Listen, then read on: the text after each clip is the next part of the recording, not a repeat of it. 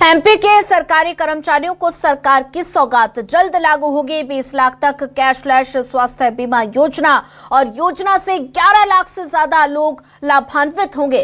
कर्मचारी पेंशनर्स को मामूली अंशदान देना होगा हर महीने और साथ ही कर्मचारियों से मूल वेतन का 1% लिया जाएगा। ये बड़ी जानकारी आपको बता रहे हैं। तो पेंशनर्स से 4% अंशदान पर कैशलेस इलाज की सुविधा। राजस्थान हरियाणा मॉडल पर एमपी में नई स्वास्थ्य बीमा योजना होगी और लोक स्वास्थ्य विभाग ने तैयार किया कैशलेस स्वास्थ्य बीमा का प्रस्ताव और कैबिनेट मंजूरी के बाद बहुप्रतीक्षित हेल्थ स्कीम लागू होगी।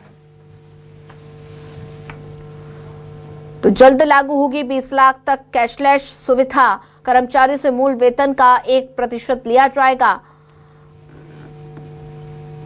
और साथ ही आपको बता दें 4% अंशदान पर ये।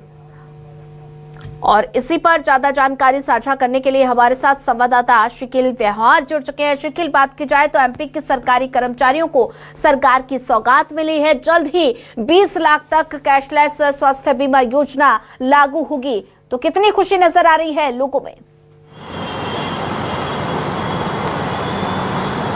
देखिए, राजस्थान और हरियाणा सरकार की तर्ज पर अब मध्य प्रदेश में भी सरकारी कर्मचारियों और पेंशनधारियों के लिए एक बड़ी सौगात मिलने वाली है। और ये बड़ी सौगात ये है कि जिस प्रकार से बुढ़ापे की दहलीज पर कदम रखते ही कहीं ना कहीं इलाज की आवश्यकता पड़ती है और इस बात को लेकर लगातार मांग हो रही थी कि कहीं ना कहीं एक ऐसा मॉडल तैयार किया जाए जिसमें बड़ी धनराशि के आधार पर कैशलेस इलाज मिले, और इसका ही एक तोड़ सरकार ने निकाल लिया। अब 20 लाख रुपए तक का कैशलेस इलाज जो है न सिर्फ पेंशन बल्कि सरकारी कर्मचारी अधिकारियों को मिल सकेगा। इसके लिए पूरा एक खाका तैयार किया गया है। जिस प्रकार से हरियाणा राजस्थान की जो स्टडी मध्य प्रदेश सरकार ने की है उसी आधार पर इसका खाका तैयार किया गया है, जिसमें स्वास्थ्य महकमे द्वारा यह तय किया गया है कि जो वर्तमान समय में सरकारी कर्मचारी अधिकारी हैं उनके मूल वेतन का 1% और जो पेंशनधारी हैं उनके 4% जो है लिया जाएगा, जिसे हम लेने के आधार पर कहें तो प्रीमियम सरकार एक तौर पर लेगी, एक किस्त यहाँ पर लेगी और उसके